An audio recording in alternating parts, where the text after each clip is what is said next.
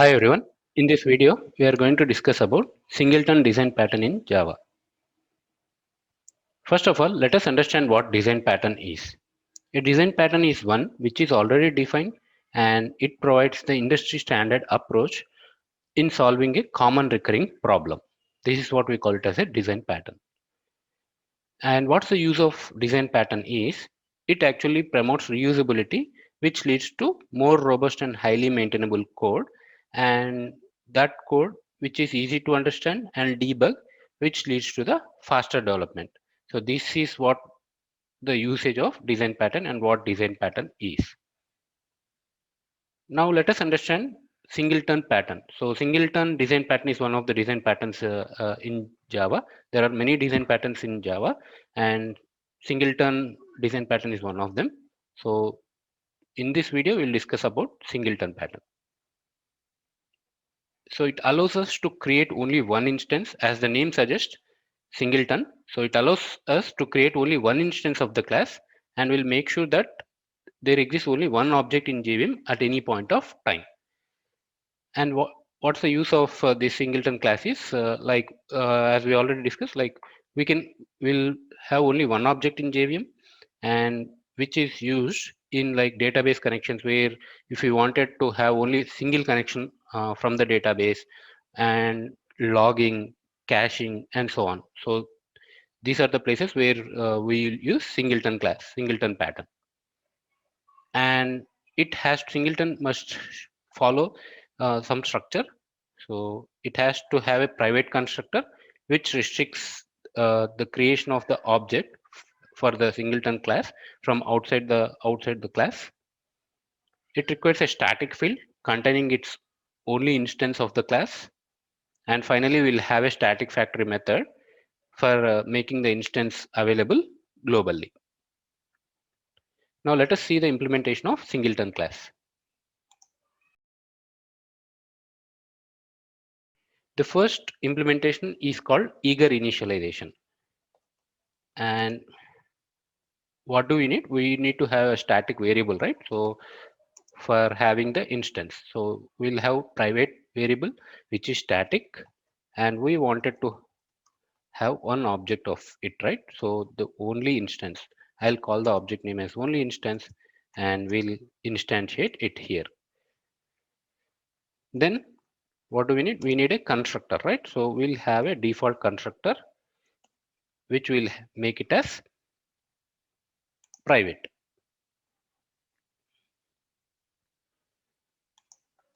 All right, this is a constructor, right? This is a default constructor which we are making private, so that uh, no one can actually create the object for this class from outside of the class, right?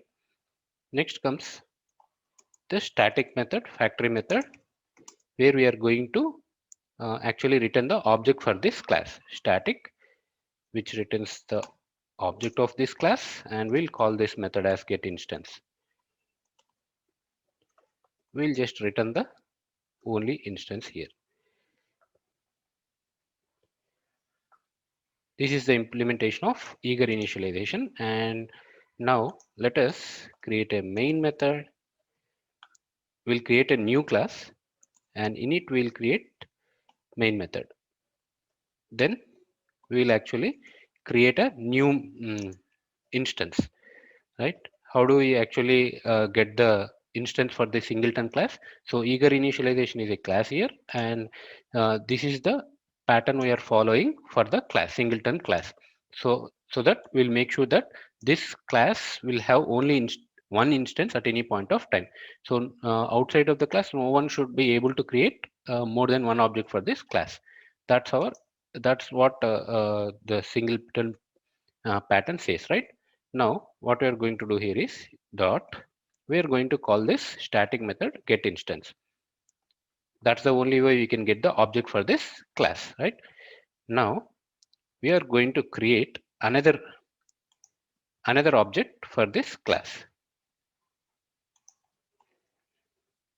I'll name that object as E2. And what do we need to find it out? So we have two objects here, and we are saying that we'll these two objects are same, right? That's what the singleton pattern says, right? Now let's verify this. If my e1 object is equal to e2, then I am going to display it as objects are same, or else we'll just say objects are not same or objects are different. E1 and E2 are the objects, right? So when we actually compare it with the assignment operator, it actually verifies the memory locations of the objects. So if in objects gets created on the heap memory, right? We know that objects get created on the heap memory and each object has its own memory location. So if at all these two objects are different objects, then this when we are trying to compare it with the assignment operator, so two objects will be stored in two different memory locations, then this condition will not be true, right? But in this case, as we are saying, these two objects will be same as we have the singleton pattern here. And also now let's understand how this works, right? So what did we do here? Private variable we have declared the only instance, and we are instantiating the class here itself. And to restrict the creation of any object for this class, right? So if you see here, let's try to create uh, an instance of this class. If I use new keyword, you can see the error here, right? It clearly says that eager initialization constructor has private access, right? So we can't create the object for this class using new keyword. Remember this, because we have the constructor as private. That's the reason we are actually calling this method, and which is static. We have the get instance method where we are actually returning the only instance of the object. This is the only way we can get the object, and we'll make sure that any number of objects created for this class, right, are the same, will point to the same memory location or same object, right? Now we can execute this program and verify.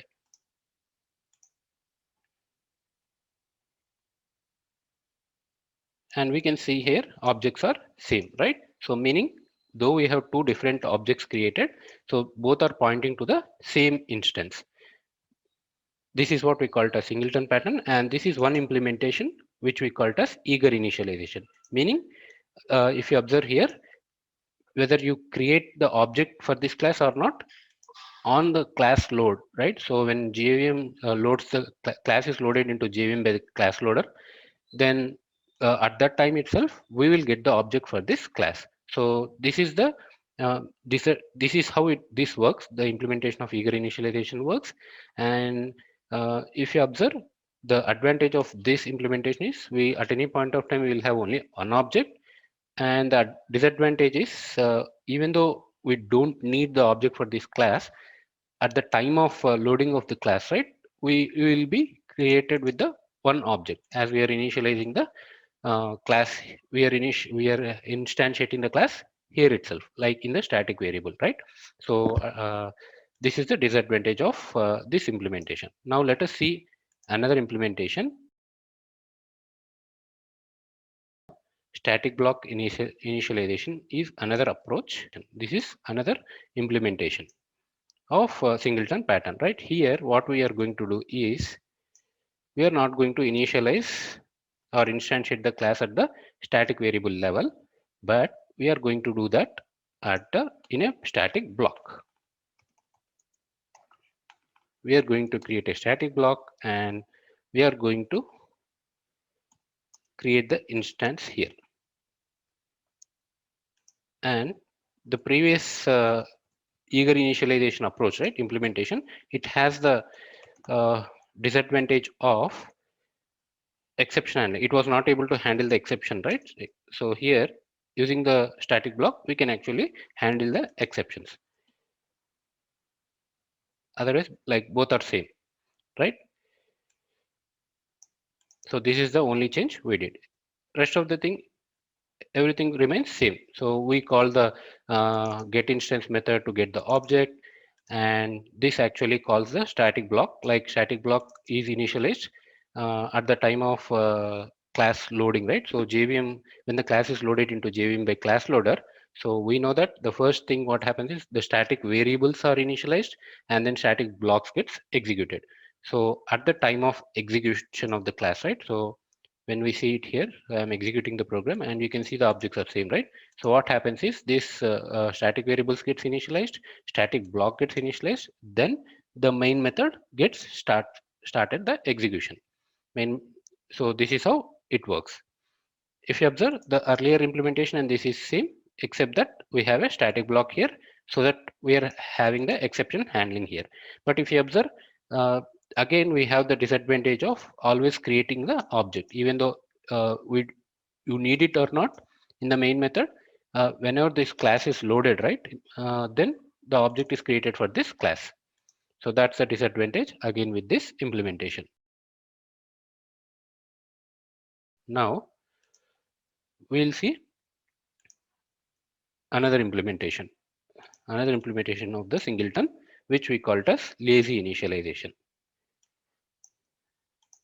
In lazy initialization, what we are going to do here is, so we are going to have the variable, static private variable, fine, then the constructor is same in the get instance method, right? What we are going to do here is, we are going to verify the only instance if it is null. Only then we are going to create the object for the class. So this has to be lazy initialization. And then return the instance. So, and the main method remains same. So with this, what happens is static variable anyway gets initialized and we don't have any static block to be executed. And this method, if you observe, this is a get instance method and this will be called only when outside of the class it is called explicitly, only then this method gets invoked, right? So you can see it here. So when we invoke the method, this method gets executed, and here we are verifying if the instance is null. For the first time it will be null, right? In that case only we'll get the object for this class. Now we have this, the only instance, it is static variable, and so it is initialized with the this class, present class, right? So we have the instance now and that will be written as an object. And what happens for the second, from second or the next object, right? So whenever we wanted to get the instance of the class, right? Then what happens is, again the method is called and this time it is no more null. So always it returns the existing instance. So this is how we'll make sure that we'll always have the one object for the class, right? But the disadvantage of this class is, so the advantage is, right, it is invoked only when required, right? That's the main advantage. But the disadvantage of this approach or this implementation is it can't handle the multiple threads.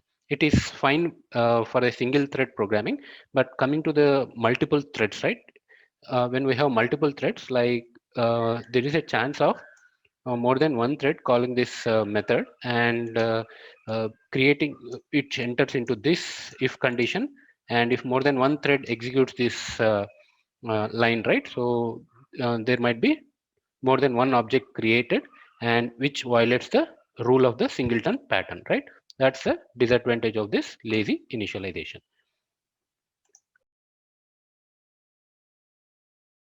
Now to overcome that, we are going to have thread safe singleton. To handle multiple threads, we are going to have thread safe singleton. So here the static variables remain same. We'll have the same constructor which restricts the creation of the object from outside the class.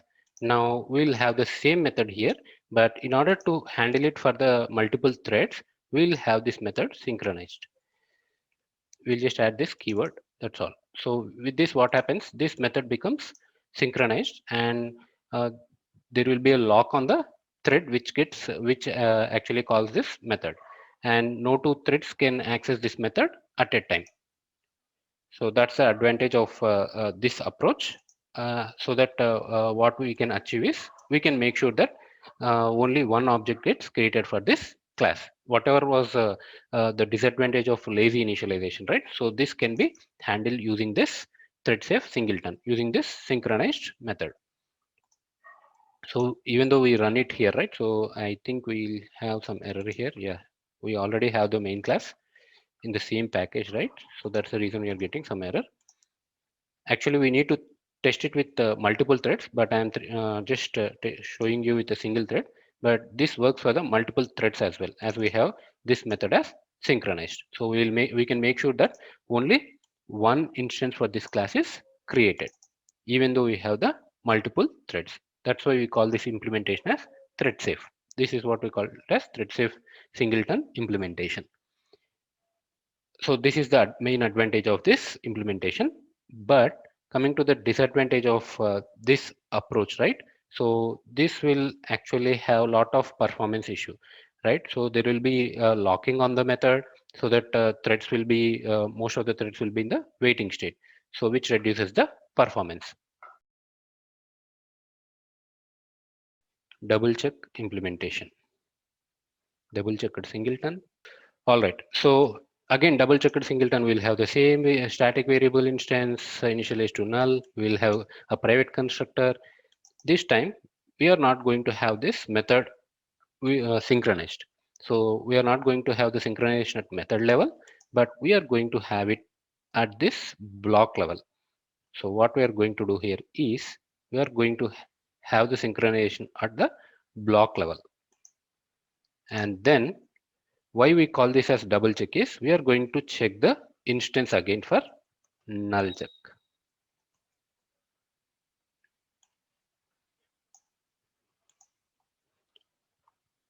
This is the only change we are going to make. So if you observe, only this is the only difference. Earlier, synchronized was at the method level. That's why this method becomes like a overhead for threads to execute. Now what we are doing, each thread can enter into this method, and after entering the method, only then we are having the synchronization at block level. Again, we are having the null check for the object here, and only if for the first time we'll create the object, right? So this actually solves the thread safe singleton with overhead, but this also has the disadvantage of performance till the first object is created. After that, the performance will be faster. So that's the only disadvantage of double checked singleton as well. Why we have this Bilbu Singleton as a name is he is the one who actually uh, discovered this implementation. So according to this Bilbu Singleton implementation, so we are not going to have this method. We are going to have this method, but how we are going to do this is, so we are going to have a nested class. Inside the class singleton class, we are going to have the nested class private static, where we are going to have sing Bilbu singleton. We'll call the object name as the only instance. Again, we are not going to have this static variable here in this implementation. We are going to initialize it here. So in this approach, Bilbu singleton approach, so we have nested class. Inside it, we are going to have the instance here, private static, right? And then we are going to return the instance in the method get instance, right? Singleton helper dot the only instance. So with this, what happens is, as we discussed at the first time, when the class is called for its variables or methods, at that time class gets loaded, right? Loaded into the JVM by the class loader. So what happens with this approach is, even though we have multiple threads, as the class is loaded only once, so whenever we try to call this get instance, singleton helper dot the only instance, which is present in this nested class, right? So this class is loaded at that time. And even though if you there are multiple threads, once the class is loaded into JVM, again it will not be loaded, right? So it will be loaded only once, and that's how we are going to solve the problem of multiple threads, right, accessing the instance or accessing this block.